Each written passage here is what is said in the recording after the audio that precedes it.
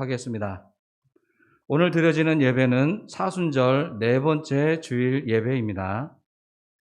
그러므로 형제들아, 내가 하나님의 모든 자비하심으로 너희를 권하노니 너희 몸을 하나님이 기뻐하시는 거룩한 산 제물로 드리라. 이는 너희가 드릴 영적 예배니라. 하나님은 영이시니 예배하는 자가 영과 진리로 예배할지니라. 아멘.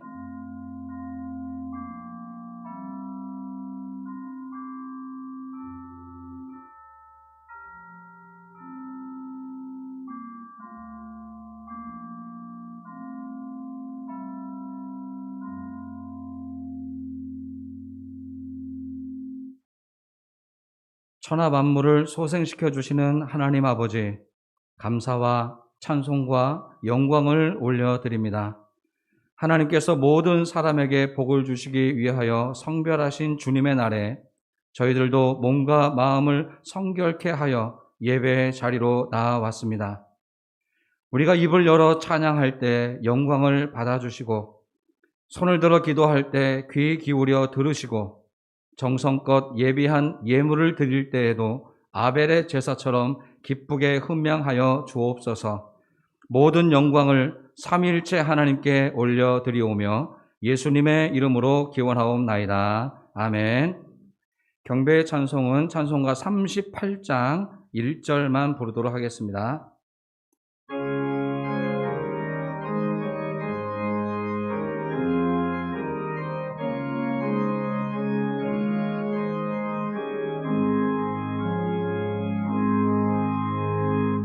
예수 우리 왕이여, 이곳에 오셔서 우리가 함께 드리는 영광을 받아주소서. 우리는 주님의 백성, 주님은 우리 왕이라. 왕이신 예수님 오셔서 좌정하사 다스리소서.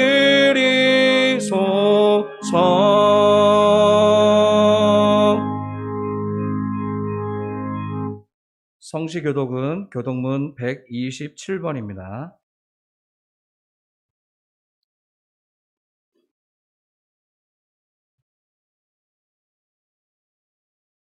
교독문 127번 사순절 네 번째 말씀을 우리 다 같이 교독하도록 하겠습니다. 여호와를 자기 하나님으로 삼은 나라, 곧 하나님의 기업으로 선택된 백성은 복이 있도다.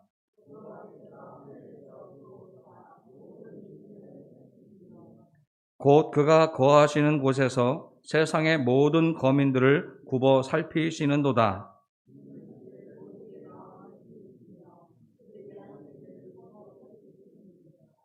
많은 군대로 구원 얻은 왕이 없으며 용사가 힘이 세어도 스스로 구원하지 못하는도다.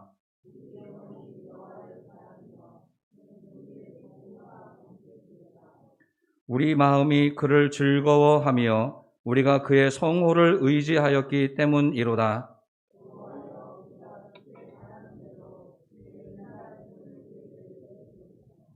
아멘.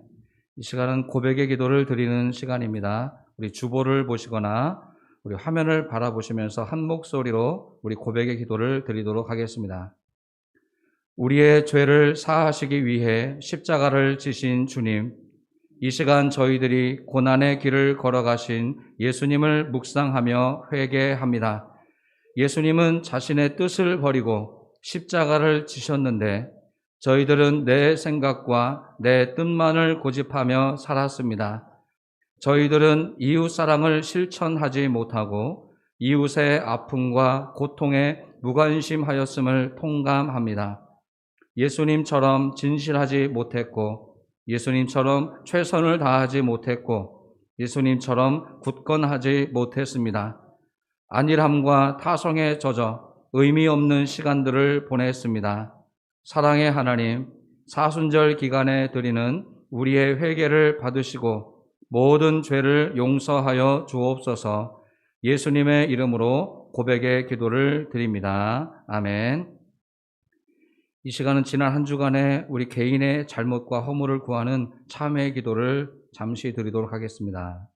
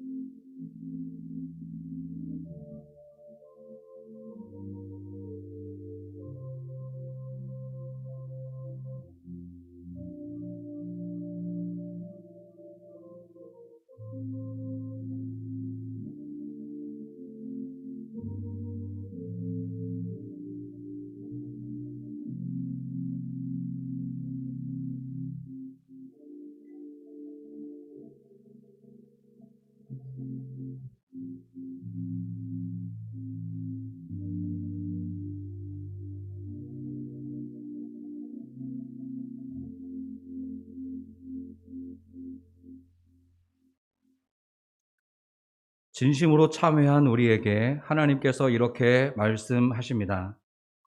내가 내 허물을 빽빽한 구름같이 내 죄를 안개같이 없이 하였으니 너는 내게로 돌아오라. 내가 너를 구속하였음이니라. 아멘. 이 시간은 사도신경으로 우리 신앙을 고백하겠습니다. 나는 전능하신 아버지 하나님, 천지의 창조주를 믿습니다. 나는 그의 유일하신 아들, 우리 주 예수 그리스도를 믿습니다. 그는 성령으로 잉태되어 동정녀 마리아에게서 나시고 본디오 빌라도에게 고난을 받아 십자가에 못 박혀 죽으시고 장사된 지 사흘 만에 죽은 자 가운데서 다시 살아나셨으며 하늘에 오르시어 전능하신 아버지 하나님 우편에 앉아 계시다가 거기로부터 살아있는 자와 죽은 자를 심판하러 오십니다. 나는 성령을 믿으며 거룩한 공교회와 성도의 교제와 죄를 용서받는 것과 몸의 부활과 영생을 믿습니다. 아멘. 고백의 찬송은 찬송가 94장 주 예수보다 더 귀한 것은 없네. 다 같이 부르시겠습니다.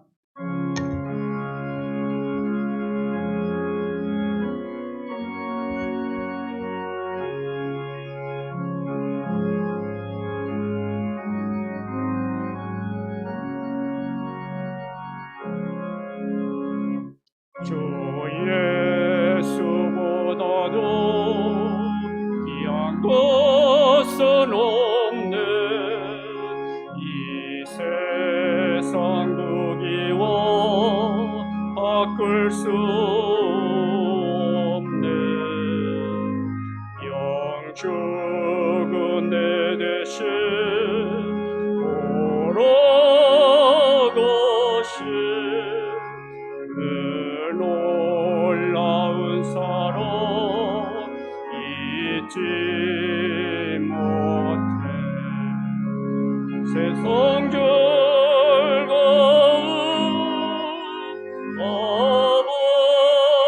버리고 세상 자랑도 어렵네.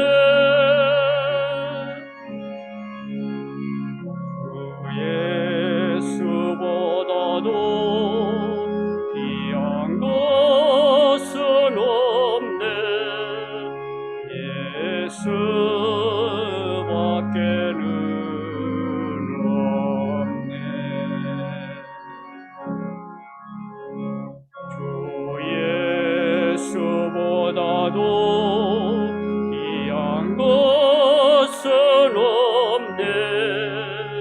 이 세상 명예와 바꿀 수 없네. 이전에 줄기도 세상에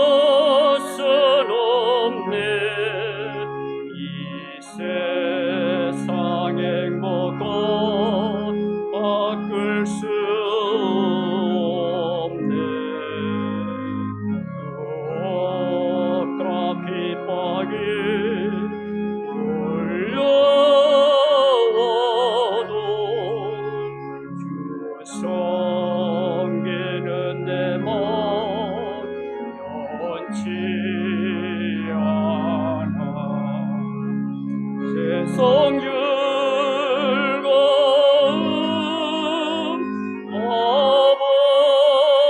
버리고 세상 자랑도 버렸네. 주 예수보다도 귀한 것은 없네. 예수밖에는 없네.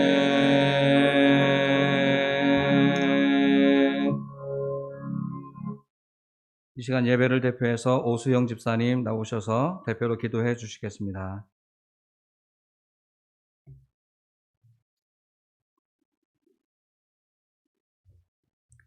사랑과 은혜가 많으신 하나님 아버지, 지난 한 주간도 세상 살아갈 때 저희들을 지켜주시고 이 시간 주의 날, 복된 날 허락하여 주셔서 주의 전에 나와 예배드릴 수 있도록 저희들을 불러주신 이에 진심으로 감사합니다. 저희들이 드린 이 예배를 통하여 주님 홀로 영광 받으시길 간절히 빌고 원합나이다. 또한 주님이 이 자리에 함께하여서 주의 은혜가 넘치는 예배 시간이 되게 하여 주시옵소서. 주님, 지금 코로나로 인하여 많은 사람들이 고통을 받고 있습니다. 이 코로나가 하루세끼 진정되어서 온 교인이 다 같이 주의 전에 나와 감사, 찬양과 예배를 드릴 수 있도록 인도하여 주시옵소서. 이 자리에 참석하지 못한 많은 주의 자녀들이 있습니다. 그들이 어디에 있든지 주님께서 하루와 같은 은혜로 보살펴 주시고 건강 지켜주시고 무슨 일을 하든지 늘 주님이 함께하여 주시옵소서. 주님, 이 나라와 이 민족을 위하여 기도합니다.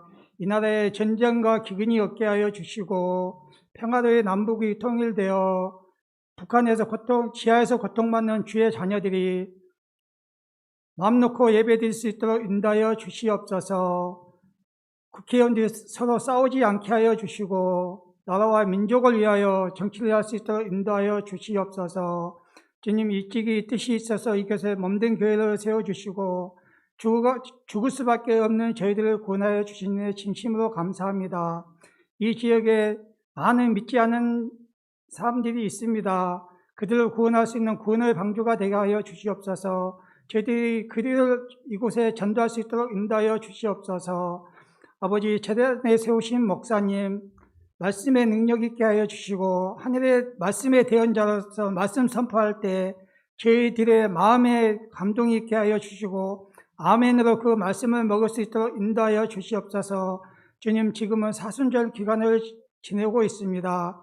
주님께서 죽기까지 저희들을 사랑하신 그 사랑을 저희들이 다시 한번 기억하게 하여 주시고 주님이 저희를 사랑하신 것 같이 저희도 이웃을 사랑하고 형제 자매를 사랑하고 이 나라 이 민족을 사랑할 수 있도록 인도하여 주시옵소서. 주님, 믿는 저희들이 먼저 나라와 민족을 위하여 기도할 수 있도록 인도하여 주시고 이 나라와 이 민족이 잘못한 죄를 저희들이 회개할 수 있도록 인도하여 주시옵소서. 주님, 육신의 정욕과 이생의 안목을 쫓아 살아가지 않게 하여 주시고 주님의 뜻을 알고 주님 말씀에 순종하고 성령의 역사하시고 인도하심 따라 살아갈 수 있도록 인도하여 주시옵소서. 주님, 원치 않는 육신의 질고로 인하여 고통받는 많은 주의 자녀들이 있습니다. 이 시간 주님께서 찾아가셔서 그들의 아픈 곳에 손을 얹으셔서 치유하여 주시사 아프기 전 상태로 회복되게 하여 주시고 그 아픈 것 털고 건강하게 일어나서 일상생활할 수 있도록 인도하여 주시옵소서. 주님, 다시 한번 기도와 간절히 구하옵기는 코로나가 하루속히 종식되어서 정교인이 같이 나와서 함께 주님께 감사 예배와 찬양을 드릴 수 있도록 인도하여 주시옵소서. 아버지, 이제 농사를 시작하는 차례입니다. 올해 한 해도 축복하여 주셔서 그 농사 짓는 손길들을 주님이 함께하여 주셔서 올해 농사 잘 짓게 하여 주시고 100배의 소득을 올릴 수 있도록 인도하여 주시옵소서. 주님, 온 들에는 지금 새싹이 돋습니다. 저희들의 신앙도 새싹을 피우고 꽃을 피워서 저희들의 주님의 향기를 믿지 않는 자들에게 전할 수 있도록 인도하여 주시옵소서. 그래야 많은 사람들을 전도할 수 있도록 인도하여 주시옵소서. 주님, 황전제일교회 사랑하는 주님, 이 교회가 해외 선교하고 지역 전도하는 데 힘쓰는 그런 교회가 되기를 원합니다. 또 서로 사랑하는 사랑이 넘치는 그런 교회가 되길 원합니다. 기도가 끊지 않게 하여 주시옵소서. 찬양과 말씀이 항시 넘쳐나게 하여 주시옵소서. 주님, 지금은 시작하는 시간입니다. 마치는 시간까지 주님께서 함께해 줄 줄 믿사옵고 이 모든 말씀 저희를 죄에서 구원하여 주신 예수님의 이름으로 기도드리옵나이다. 아멘.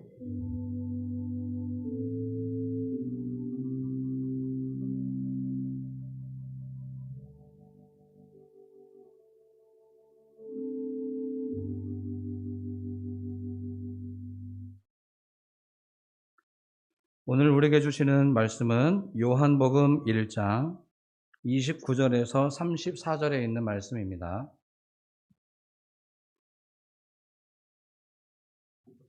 요한복음 1장 29절에서 34절에 있는 말씀을 제가 봉독하도록 하겠습니다.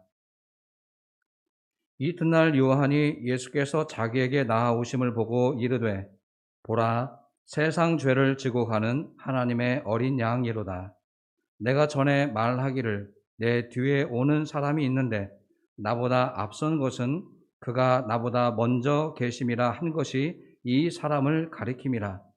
나도 그를 알지 못하였으나 내가 와서 물로 세례를 베푸는 것은 그를 이스라엘에 나타내려 함이라 하니라. 요한이 또 증언하여 이르되 내가 보매 성령이 비둘기같이 하늘로부터 내려와서 그의 위에 머물렀더라. 나도 그를 알지 못하였으나 나를 보내어 물로 세례를 베풀라 하신 그이가 나에게 말씀하시되 성령이 내려서 누구 위에든지 머무르는 것을 보거든 그가 곧 성령으로 세례를 베푸는 이인 줄 알라 하셨기에 내가 보고 그가 하나님의 아들이심을 증언하였노라 하니라. 아멘. 이것은 기록된 하나님의 말씀입니다. 이 말씀에 의지해서 하나님의 어린 양을 보라 라고 하는 제목으로 말씀 나누도록 하겠습니다.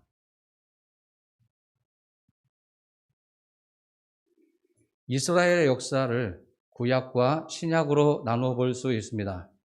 그런데 구약과 신약 사이에 약 400년간의 그 암흑기라는 시간이 있습니다. 여러 예언자들을 보내어서 하나님의 뜻을 예언하고 가르치고 했는데 말씀을 듣지 않았던 이스라엘에게 하나님께서 이제는 더 이상 말씀하지 않으시고 약 400년이란 기간 동안 아무런 응답과 말씀 없이 그런 암흑기의 시간을 거칩니다. 그런데 이 암흑기를 끝내는 첫 걸음이 바로 이 세례 요한의 외침으로부터 시작이 됩니다. 세례 요한은 역사적으로 이스라엘의 마지막 예언자라고 명명되기도 합니다. 바로 이런 마지막 예언자인 세례 요한과 예수님의 만남을 오늘의 이 본문의 배경에 담고 있습니다. 예수님을 바라보자마자 예수님에 대해서 고백을 합니다. 이분은 어떤 분이신가? 그리고 그에 비친 나는 누구인가? 이렇게 출발하고 있는데 오늘 말을 하고 있는 이 요한은 과연 어떤 사람일까요? 이미 4개의 복음서에 이 요한에 대한 기록과 언행 그리고 그가 추구했던 사상에 대해서 자세하게 기록을 하고 있습니다. 그런데 이 공관복음에서 기록하는 기록과 요한복음의 기록이 약간의 요한의 출발점에 있어서 차이를 두고 있습니다. 마태, 마가, 누가복음에서는 세례 요한의 광야에서의 이력을 강조합니다. 언제부터 광야에서 생활을 했고 거기서 무엇을 먹었고 어떠한 생활을 했는지 그리고 이런 유대인들과 사회에 섞여 사시는 것이 아니라 동떨어진 삶을 살고 있었던 부분을 강조하면서 세례 요한을 역사 앞에 등장을 시킵니다.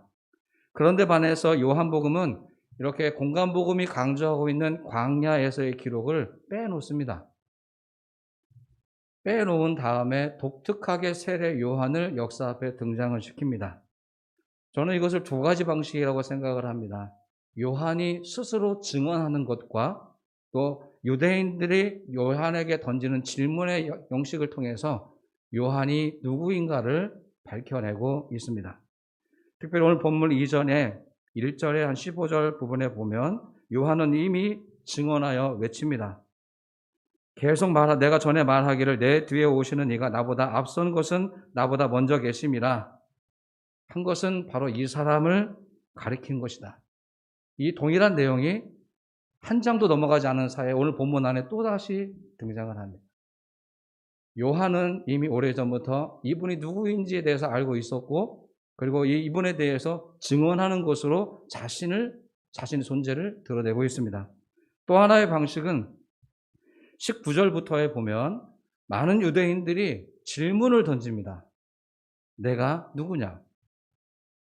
왜냐하면 범상치 않은 외모와 특별한 삶을 살고 있고 그가 말하고 있는 내용들은 마치 그 당시의 유대인들과 또 종교 지도자들 그리고 로마인들까지 영향력을 각별하게 끼치고 있는 사람이었습니다. 그래서 이 사람에 대한 궁금증이 있었겠죠. 그래서 유대인들은 질문합니다. 내가 누구냐? 이 질문에 요한의 대답은 3가지였습니다. 자기 부정을 3번 합니다. 나는 그리스도가 아니다. 나는 엘리야가 아니다. 나는 선지자가 아니다. 그러면 누구란 말입니까? 나는 주의 길을 곧게 하라고 광야에서 외치는 자의 소리일 뿐이다. 이것이 바로 당신은 누구입니까? 라고 하는 질문에 대한 요한의 답변이었습니다. 이 질문과 답변 사이를 요약해서 한번 생각해 보면 이런 것입니다. 분명히 한 사람의 존재가 보입니다. 그리고 이 존재가 무엇을 추구하는지 사람들은 궁금해했을 것입니다. 그런데 요한은 자기 자신을 스스로 부정합니다. 나는 보여지는 존재도 아니고 단순히 이렇게 말로써 전하는 소리에 불과하다. 그리고 오늘 본문 요한복음에는 여러 번 반복하고 그런 부분을 반복하고 있는데요. 예수님의 위대함과 자신의 부족함을 비교해 놓으면서 자신은 너무나 낮은 존재이고 예수님은 아주 존귀한 존재로서 고백을 하고 있습니다. 세례 요한의 존재의 방식은 이것입니다. 상대적으로 보는 건데요. 예수님과 나를 비교하면서 나는 그분에 비해서 나는 어떤 존재인가, 또 나에게 이 예수님은 어떤 분이신가 라고 하는 방식으로 예수님과 자신을 드러내고 있는 것입니다. 세례 요한은 유대인뿐만 아니라 로마인들에게까지 인기 내지는 영향력을 끼쳤던 사람입니다. 지금까지 하나님으로 하여금 침묵할 수밖에 없도록 만들었던 유대교의 전통을 깨트리려고 노력을 했고 앞으로 도래하게 될 새로운 시대를 위해서 무엇을 어떻게 해야 될지에 대한 아주 특별한 답을 요한이 가지고 있었기 때문입니다. 세례 요한의 설교의 특징을 본다면 중요한 가장 단어로 표현한다면 회개일 것입니다. 세례 요한은 어느 곳에서든 이 회개를 선언했습니다. 회개하지 않으면 앞으로의 새로운 시대, 또 새로운 마음을 가질 수 없기 때문입니다. 그러나 여기서 세례 요한이 강조하고 있는 세례는 지금 우리가 일반적으로 알고 있는 개인적 회개와는 약간 차이가 있습니다. 우리가 일반적으로 기본적으로 알고 있는 회개의 모습은 내가 지금까지 과거에 지었던 잘못된 행동과 언행에 대한 성찰과 이것에 대한 고백, 그리고 다시는 하지 않겠다고 하는 결단이 포함된 것이 회개입니다. 근데 오늘 세례 요한이 강조하고 있는 회개는 이러한 개인적 차원의 회개를 넘어섭니다. 세례 요한이 강조하고 있는 회개는 삶을 되돌이켜서 지금의 방식과 삶의 자세가 아닌 다른 방향과 다른 방식으로 살아가라 라고 하는 요구까지를 이 회개에 담아서 설교하고 있는 것입니다. 그래서 이 세례 요한의 이 회개는 바로 우리들에게 그냥 감정적으로 입술로만 고백하는 고백이 아니라 삶의 완벽한 변화를 촉구하는 바로 아주 강력한 메시지였던 것입니다. 세례 요한은 대상을 가리지 않았습니다. 그리고 가리지도 않았을 뿐만 아니라 그 대상에게 꼭 맞는 방식으로 말씀을 전해 주었습니다. 이거는 공간복음에서 세례 요한이 설교하는 장면들을 보시면 여러분이 쉽게 찾아볼 수 있을 것입니다. 군병들이 찾아왔을 때, 세리들이 찾아왔을 때, 또 병자들이 찾아왔을 때 세례 요한은 그들에게 맞는 방식으로 그들의 변화를 촉구했습니다. 유대인을 다스리고 있는 로마 군인들까지도 세례 요한 앞에 왔습니다. 세례 요한은 강력하게 질타합니다. 너희들의 잘못이 무엇인지 면전에 대고 강력하게 말을 합니다. 로마 군인들의 손에는 무기가 있습니다. 언제라도 마음만 먹으면 세례 요한을 죽일 수도 있습니다. 그런데 세례 요한의 말을 군인들이 듣고 돌아갑니다. 수용하는 것입니다. 그 정도로 세례 요한의 메시지에는 강력한 힘이, 생명력이 있었습니다. 바로 이렇게 강력한 메시지와 힘과 특별함을 가지고 있던 세례 요한, 그리고 이미 요한복음에 의하면 미리 알고 있는 어떤 한 분에 대해서 요한이 강조하고 있습니다. 그런데 오늘 바로 그분을 눈앞에서 처음으로 목격하는 겁니다. 세례 요한이 예수님을 바라보고 이렇게 고백합니다. 보라, 세상 죄를 지고 가는 하나님의 어린 양이로다. 과연 이 말을 어떠한 형태로 말했을까를 한번 상상해 봤습니다. 예를 들어서 가장 기본적으로 강력한 메시지의 선언자이기 때문에 마치 웅변하듯이 이 고백을 했을까? 예를 들어서 이렇게 말입니다. 보십시오. 바로 이 사람이 하나님의 어린 양이십니다. 이렇게 했을까? 아니면 어떤 방식으로 이 고백을 했을까? 그냥 궁금해졌습니다. 이건 저의 추측입니다. 아마도 그렇게 기다렸고 그렇게 고백했던 그분이 있을 때 그분의 귀에 예수님의 귀에 들리도록 이렇게 크게 외치지는 않았을 것이라는 것이 저의 생각입니다. 아마 자신과 자신 곁에 있는 몇몇 제자들에게 바로 저분이다. 바로 이 사람이, 이분이 하나님의 어린 양이다. 이분은 세상에 있는 모든 죄를 지고 가시기 위해서 이 땅에 오신 분이다. 이렇게 고백하지 않았을까요? 요한에게는 지금 요한을 따라다니는 제자들이 많았습니다. 복음서에도 보면 예수님의 제자와 요한의 제자들이 이렇게 서로 어떤 차이가 있는지에 대한 논쟁을 하기도 하는 장면들이 나옵니다. 근데 오늘 요한이 이렇게 고백하자 이분은 세상 죄를 지고 가는 하나님의 어린 양이시다라는 고백을 듣고 요한의 제자였다가 예수님의 제자가 된 사람이 두 사람이 있습니다. 그 대표적인 사람이 바로 안드레 그리고 베드로입니다. 자기가 믿고 따랐던 스승이었던 세례 요한이 바로 이분이야말로 내가 기다렸던 그분이다. 나는 그리스도가 아니다. 나는 엘리야도 아니다. 나는 선지자도 아니다. 좀 뒤에 보시면 나는 이분의 신발끈도 제대로 풀 수 없는 자격 없는 사람이다. 요한복음에만 나오는데요. 이렇게 또 고백합니다. 이분은 흥하여야 하겠고 나는 쇠하여야 한다. 그분의 세상이 오고 있다. 이렇게 증언하고 있는 것입니다.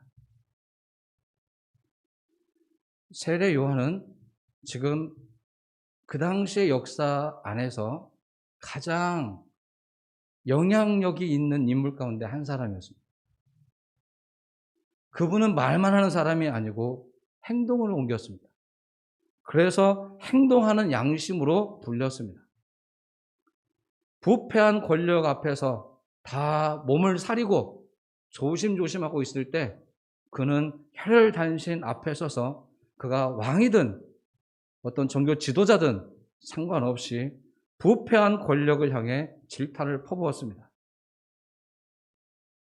종교를 하나님을 믿는 사람이었지만 생명력을 잃어가고 있는 형식에 빠져 있는 유대교를 향해서도 맹렬하게 공격을 했습니다.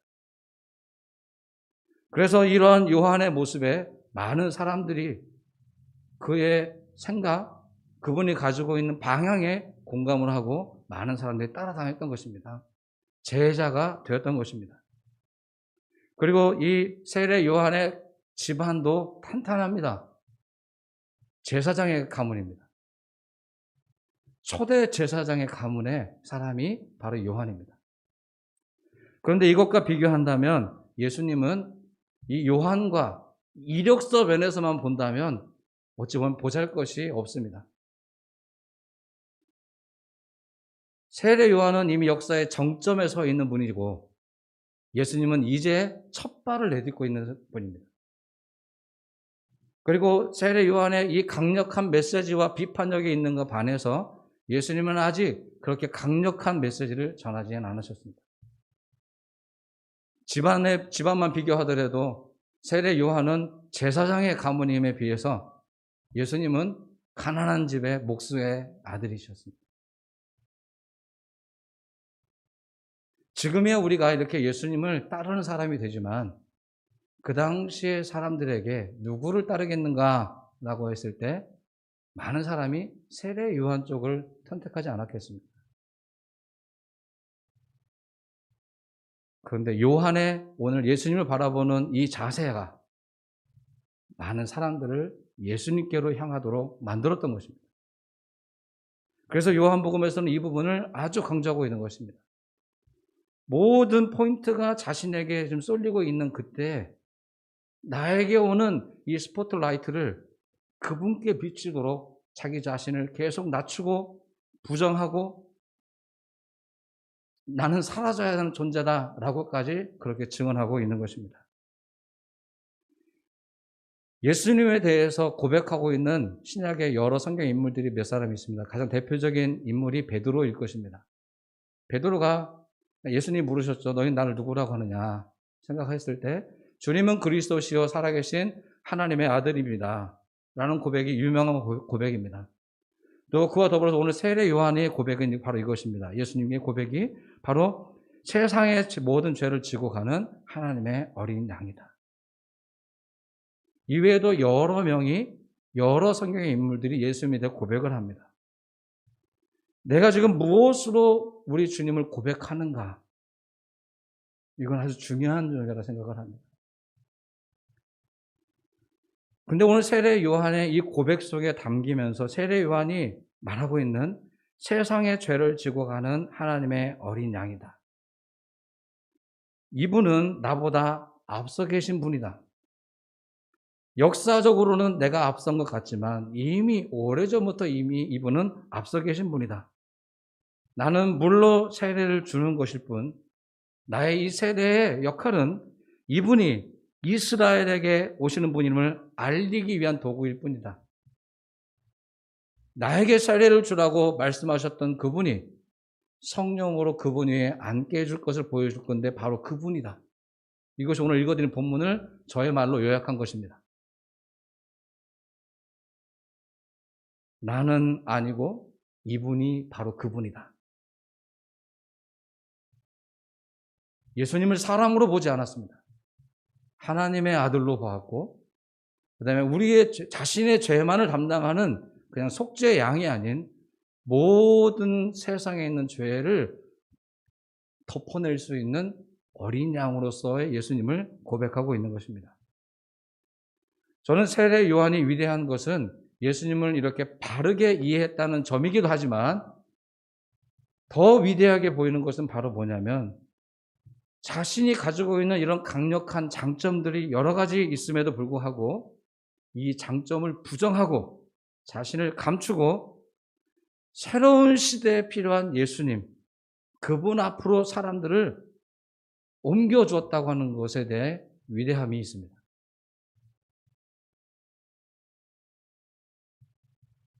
누군가가 나의 말을 들어주고 나의 말대로 어떤 일을 한다고 했을 때 거기에서 오는 쾌감이 사실은 있습니다. 그래서 인정받고 싶어 하는 것입니다. 그런데 요한은 바로 이런 인정 욕구를 자기 스스로 내려놓고 예수님께로 가야 한다. 그리고 한번 생각해 보십시오. 나를 따르겠다고 했던 제자들이 물론 내가 가라고는 했지만 얼마 지나지 않아서 예수님의 제자가 되었다라고 저쪽 편에 가 있으면 이것을 바라보는 사람의 마음이 좋지만은 않을 것 아니겠습니까? 그럼에도 불구하고 이런 모든 것들을 스스로 극복합니다. 그리고 세례 요한은 얼마 지나지 않아서 짧은 생애를 자신의 그 왕의 잘못을 비판하다가 죽음을 맞이하게 됩니다.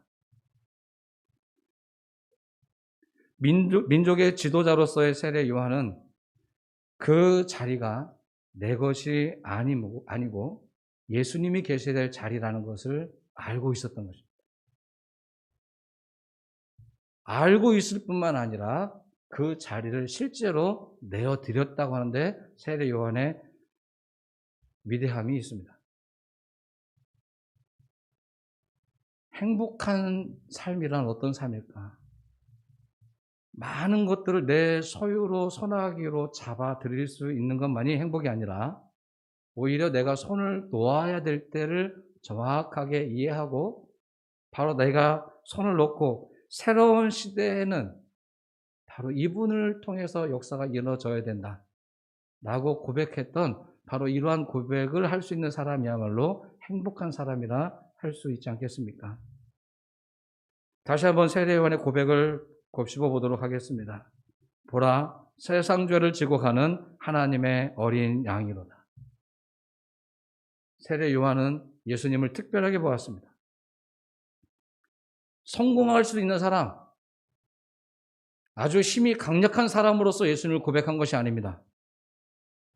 지금까지의 고난이 아니라 앞으로 장차 더 많은 고난을 겪어내야 할 사람으로 예수님을 본 것입니다. 하나님의 어린 양, 바로 대속의 제물이 되기 위해서, 죽기 위해서 오신 분. 레위기 11장에 희생의 제물에 대한 이야기가 나오는데요.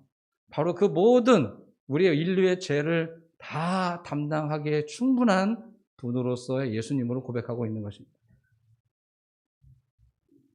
그렇습니다. 예수님은 하나님의 어린 양으로 이 땅에 오셨습니다. 이 세상에 있는 모든 죄를 짊어지시고 십자가 위에서 피를 흘리시며 인류의 고난을 한 몸에 받기 위해서 오신 것입니다. 예수님을 믿고 따르고 있는 우리 교회, 우리 기독교는 예수님의 이러한 모습을 본받고 따르는 공동체입니다. 하나님의 어린 양, 그것도 세상의 죄를 짊어가고 있는 어린 양으로서 오신 예수님을 믿고 따르는 종교가 기독교이고 바로 우리 교회입니다. 우리가 다 믿고 있는 것은 무엇입니까? 예수님께서 고난을 받으심으로 인해서 우리가 나음을 얻었다. 예수님의 죽음으로 인해서 우리가 새 생명을 얻을 수 있다는 것을 믿는 것입니다. 또한 세례 요한처럼 자신은 한없이 낮추고 예수님을 나의 삶의 중심 아니면 최고봉에 올려놓는 것이 바로 예수님을 따르는 사람의 자세일 것입니다.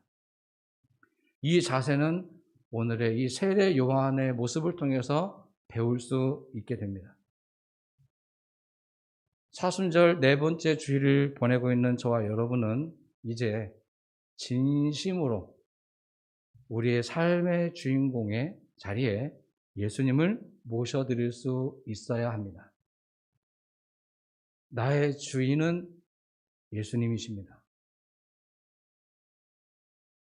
이제 나 자신 안에 있는 나만을 위해서 몰두하며 살아왔던 삶에서 벗어나 예수님을 중심으로 사는 삶으로 완전히 삶의 위치와 방향이 바뀌어져야 되는 타이밍에 와 있는 것입니다.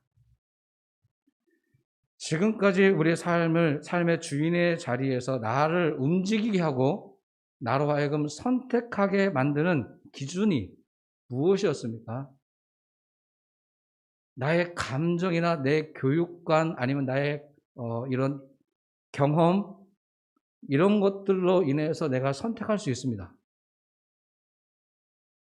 그러나 이제 세례 요한의 모습을 본받는다고 한다면 선택의 순간에 섰을 때 예수님의 방식으로, 예수님이 하셨던 그분의 방식으로 내가 선택할 수 있게 되기를 바라는 것입니다. 이렇게 되면 성공을 보장한다는 것이 아닙니다. 예수님도 성공을 보장받기 위해서 이 땅에 오신 것이 아니라 오히려 고통과 고난의 연속으로 오셨습니다. 그래서 오늘 우리가 고통이 눈앞에 기다리고 있다 할지라도 예수님이 가셨던 그 가시밭길을 우리도 함께 걷겠습니다. 라고 하는 것으로 재결심하는 것이 바로 이 사순절에 우리가 해야 될 고백 아니겠습니까? 나의 선택을 하게 만드는 그 무엇이든지 간에 이제 그 선택권을 예수님께로 돌려드려야 되지 않겠습니까? 저는 이러한 훈련이 세례 요한이 어떻게 이렇게까지 고백할 수 있었을까를 생각해 본다면 이 생각을 하기에 이르면 세례 요한이 정말 대단한 분이라 생각되어집니다. 저는 어떤 분으로부터 교육과 훈련을 받아도 이런 행동을 옮겨내는 것이 쉽지 않다는 것을 이미 저는 알고 있습니다. 그렇게 연단을 한다고 하고 가르침도 받았고 훈련도 받아보지만 실제 이런 삶을 행동으로 옮기려면 실패할 때가 더 많았습니다. 그런데도 불구하고 세례 요한은 지도자의 가르침 없이 스스로의 삶 안에서 바꾸고 새로운 것을 선택했던 이 세례 요한의 모습이 정말 저의 눈에는 위대해 보입니다. 이제 우리도 세례 요한과 같이 나의 선택의 자리, 나의 주인의 자리를 예수님께로 온전히 내어 맡길 수 있는 이런 모습이 되어지기를 간절히 바랍니다. 예수님께서 이 땅에 오신 것은 우리를 위해 고난을 받기 위해서입니다. 예수님만 고난받고 끝내는 것이 아닙니다. 예수님을 우리는 믿고 따르는 사람들 아닙니까? 그러면 예수님이 고난받는 삶을 사셨던 것처럼 저와 여러분도 고난을 두려워하거나 회피하는 것이 아니라 고난당하는 삶을, 또 고난을 기뻐할 수 있는 사람은 없겠지만 고난을 말씀대로 예수님처럼 이겨나갈 수 있는 삶을 살아보아야 되지 않겠습니까? 적어도 교회 자랑거리는 화려한 성공 내지는 많은 성도가 교회 자랑거리가 될 수가 없습니다. 되면 안 됩니다. 오히려 교회와 성도의 자랑거리는 내가 이 고난 앞에서 고난을 말씀대로 이겨나갔다고 하는 체험과 그렇게 이겨나가려고 하는 사람들이 모여서 함께 격려하고 함께 힘을 모두어주는 모습으로서의 공동체가 비춰질 때 하나님 보시기에도 이웃들이 보기에도 참 좋은 교회라고 인정해 주지 않겠습니까? 지금도 힘없이 보살핌 없이 쓸쓸히 보내고 있는 분들이 여러 분들이 계십니다. 제가 요즘 들어서는 뉴스를 거의 보지 않으려고 의도적으로 노력을 하면 너무나 가슴이 아픈 뉴스가 많아서 보지 않으려고 노력을 참 많이 합니다. 그런데도 불구하고 보여지고 들려집니다. 여전히 힘들어하는 가정들이 너무나 많고 힘든 가정을 더 힘들게 만들고 있는 사람도 너무나 많고 보살펴 주지는 못할 망정 죽어가는 사람을 더 폭력적으로 다루고 있는 많은 뉴스를 접할 때마다 너무나 많이 힘듭니다. 그리고 그런 중심에 몇몇 교회들이 있다는 것도 저희 가슴을 아프게 합니다. 우리 교회와 그리고 사랑하는 성도 여러분은 무엇을 자랑으로 삼아야 되겠습니까? 고난이 없는 것을 자랑하는 것은 이거는 수치입니다. 예수님도 고난을 당하셨는데 내가 고난이 없었다. 이건 우리 신앙에 대해 다시 한번 질문을 던져봐야 돼요. 내가 정말 바르게 신앙생활을 했는가를 물으셔야 됩니다. 예수님은 우리를 위해 친히 고난을 당하셨습니다. 그런데 우리는 과연 예수님을 위해 얼마나 고난을 겪어냈는가? 예수님의 덕을 보기 위해서 나는 얼마나 많이 기도했는가? 세례 요한처럼 당신은 흥하여야 되겠고 나는 쇠해야 되겠습니다. 당신의 부흥을 위해서 나는 패하겠습니다. 이러한 고백을 왜 우리는 하지 못하는 것입니까? 예수님의 이름 때문에 잘 되고 잘 먹고 성공하는 것을 구하고 있지, 예수님의 영광을 위해서 나는 망해도 괜찮겠습니다 라고 고백할 수 있는 사람은 왜 없는 것인가? 그리고 왜 나는 그렇게 할 수 없는가? 우리를 위해 고난의 삶을 사셨던 예수님, 하나님의 어린 양으로 오셔서 희생의 제물이 되어주셨던 예수님을 우리는 믿고 있습니다. 그리고 이제 따라가야 되지 않겠습니까? 예수님을 사랑하고 따른다고 한다면 우리에게도 요구되는 게 있지 않겠습니까? 희생과 헌신입니다. 인정을 받기 위해서가 아니라 예수님을 따르는 사람으로서 희생과 헌신을 당연하게 여기고 더욱더 예수님의 영광을 위해서라면 나는 불편함을 감내해내도 된다. 이러한 자세로 우리가 사순절을 보내는 게 어떻겠습니까? 세례 요한은 예수님을 보자마자 알아보았습니다. 저분은 하나님의 어린 양이다. 이분을 바라봐라. 우리도 이렇게 고백할 수 있어야 되지 않겠습니까? 나를 보지 말고 예수님을 봐라. 예수님이야말로 하나님의 어린 양이시다. 여러분 예수님에 대해 잘 알고 계시죠? 그러나 여러분이 알고 있는 예수님은 예수님의 전체 모습은 아닙니다. 예수님에 대한 전체 모습은 우리가 아무도 알지 못합니다. 그러나 우리가 고백의 단계를 거쳐서 고백이 깊어지고 고백이 다양해질수록 더 많은 예수님의 모습들을 우리가 발견해낼 수 있을 것입니다. 그래서 이러한 고백이 너무 중요합니다. 세례 요한의 고백, 베드로의 고백, 마리아의 고백, 도마의 고백, 기타의 많은 제자들이 고백했던 예수님의 고백과 더불어서 이제는 저와 여러분의 고백이 중요해질 때입니다. 나에게 예수님은 어떤 분이신가? 그리고 예수님께서 나에게 지금 오셔서 요구하신다면 무슨 말씀을 하실 것인가?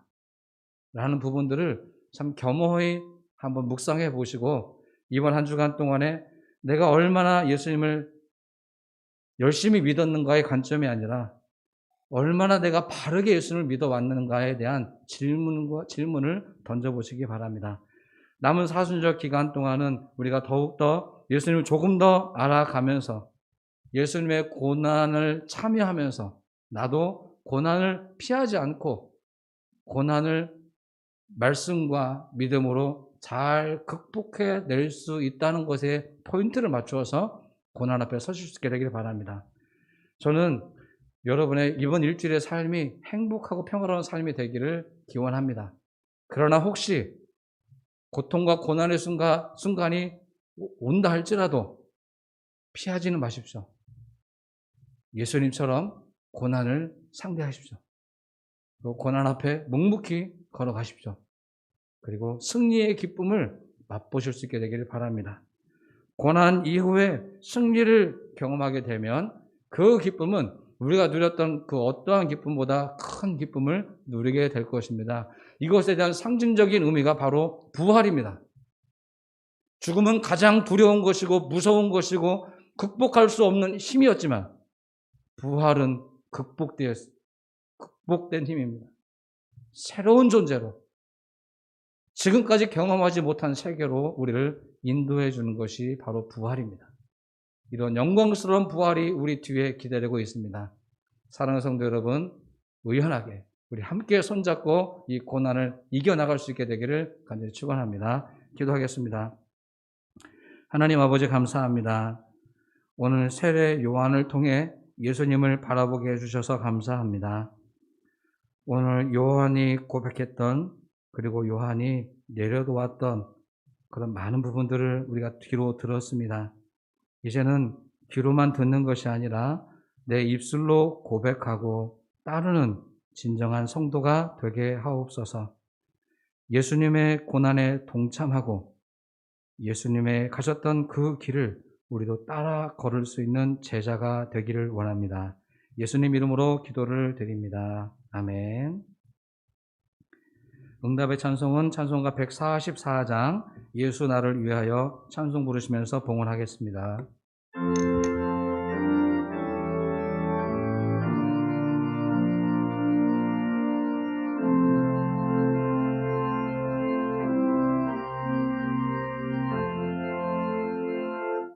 예수 너를 위하여 십자가를 질 때 세상 죄를 지시고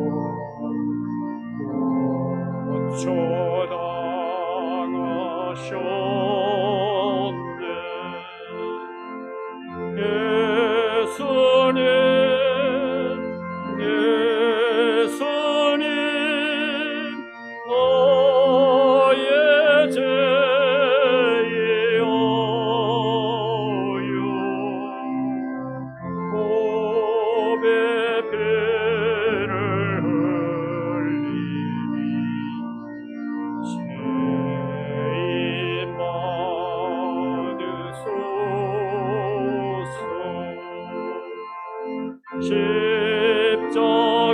십자가를 지시는 무슨 죄가 있나. 조무지한 사랑 메시아 주였네. 예수님, 예수님, 너의 죄이오유.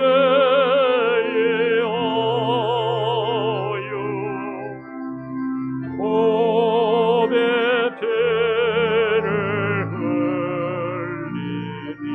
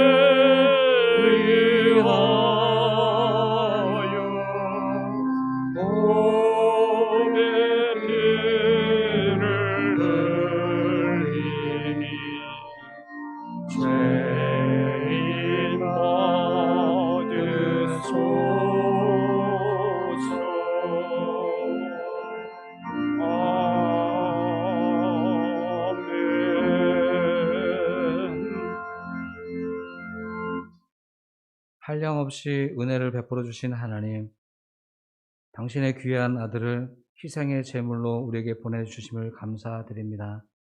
예수님은 이 땅에 오셔서 인정받고 사랑받으시기보다 오히려 모욕당하고 고통당하고 고난당하셨음을 고백합니다. 이런 예수님을 바라보며 따라가는 우리가 고난을 등한시 여기며 회피하고 따르지 않으려고 했던 우리의 무지함을 용서하여 주시옵소서. 예수님이 가셨던 그 길을 이제 우리도 함께 따라 걷기를 간절히 원합니다. 오늘 우리가 드려지는 이 예물 또한 우리의 물질만이 아니라 우리의 정성과 마음도 합하여 드리는 온전한 예물이 되기를 간절히 원합니다. 우리의 몸과 마음과 삶의 자리를 온전히 하나님께 올려드려서 하나님께도 그리고 이웃들에게도 인정과 사랑과 존경을 받을 수 있는 우리 모두가 되게 하옵소서. 또 이 어려운 시기에 하나님 선교 지역에 나가서 선교하는 데 힘쓰시는 우리 선교사님들에게 힘을 더하여 주시옵시고 그 가정들을 보호하시고 지켜주시옵소서. 또한 멀리 미얀마 지역에서 독재자와 함께 싸우고 있는 수많은 선량한 어린 양들이 있습니다. 70여 명의 이미 사상자가 발생했는데 더 많은 사상자가 일어나지 않도록 지켜주시고 민주화가 이루어져서 지도자가 자신의 국민들을 죽이는 일이 다시는 이 역사 가운데 일어나지 않도록 주여 함께하여 주시옵소서. 우리가 우리 주변을 더 잘 돌아보아서 나약하고 힘들어하고 있는 분을 위를 도와드리고 또 함께 위로하고 함께 살아감의 은혜를 허락하여 주시옵소서. 감사하며 예수님의 이름으로 기도를 드립니다. 아멘. 우리 교회 소식 몇 가지 말씀을 드리도록 하겠습니다. 우리 먼저 옆에 있는 분과 서로 인사 한번 나누시죠. 만나서 반갑습니다. 잘 오셨습니다. 오늘 멋있어 보입니다. 예뻐 보이십니다. 네. 지금 사순절 이제 종반부에 들어서고 있습니다. 그 어느 때보다도 말씀과 기도 그리고 나를 돌아볼 수 있는 훈련이 필요합니다.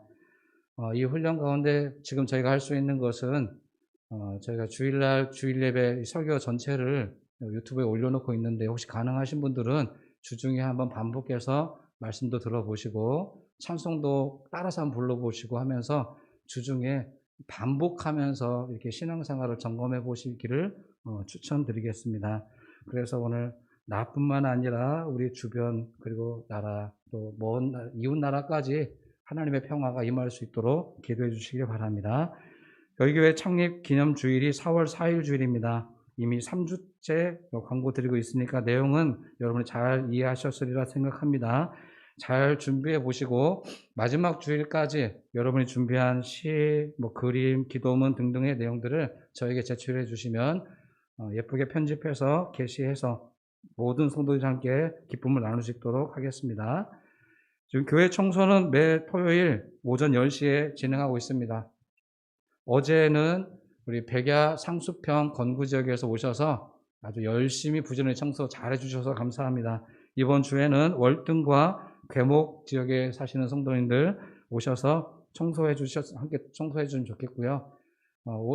제 개인적인 부탁은 10시에 오셔서 같이 기도하고 부역 나눠서 청소할 수 있으면 좋겠습니다. 일찍 오시는 분들이 계셔가지고 먼저 청소하시고 나누다 보니까 조금 번잡한 부분이 있긴 있습니다. 그래서 10시까지 시간 잘 맞춰서 모여주시면 고맙겠습니다. 오늘 고맙게도 오늘 저희 교회에 새롭게 등록하신 가정이 있어서 소개해 드리도록 하겠습니다. 먼저 소개 앞서서 이 가정은 제가 순천중앙교회에 있을 때 교구에서 있었던 성도님이신데요. 오늘 이렇게 저희 교회에 나오셔서 등록해 주셔서 너무나 감사를 드립니다. 우리 전동기 성도님 잠깐만 일어서 주시겠습니까? 예, 그리고 전아영, 우리 이번에 따님이십니다. 예, 아버지와 따님이 함께 교회 등록해 주셔서 감사합니다. 우리 박수로 환영하도록 하겠습니다. 감사합니다. 네, 감사합니다. 앞으로 행복한 신앙생활을 우리 교회에서 함께 열어갈 수 있기를 간절히 바랍니다. 저는 늘 추구하는 것이 우리 표로 제가 내걸고 있는 것처럼 행복이 참 중요해요. 저도 행복하고 싶고 여러분도 행복하고 싶고 의무감에 의해서라기보다 저희가 자원하는 마음으로 정말 기쁘고 행복한 신앙생활들이 될 수 있으면 참 좋겠습니다. 이상으로 교회 소식을 마치고요. 이번 한 주간 동안도 예수님 이름으로 잘 이겨내시고 다음 주에 기쁜 얼굴로 뵙도록 하겠습니다. 축도로 예배 마치도록 하겠습니다. 지금은 우리 주 예수 그리스도의 은혜와 하나님 아버지의 사랑과 성령 하나님의 함께 하시는 귀한 은혜가 고난을 두려워하지 않았던 예수님, 그리고 바로 그분을 알아보며 고백하며 자신도 그런 삶을 살았던 세례 요한과 같이 우리의 삶을 희생과 헌신으로 다짐하며 결심하며 돌아가는 우리 사랑하는 모든 성도님들의 머리 위에와 우리의 삶과 우리의 가정과 이 나라의 민족 위에 지금부터 영원까지 함께해 주시기를 간절히 축원합니다.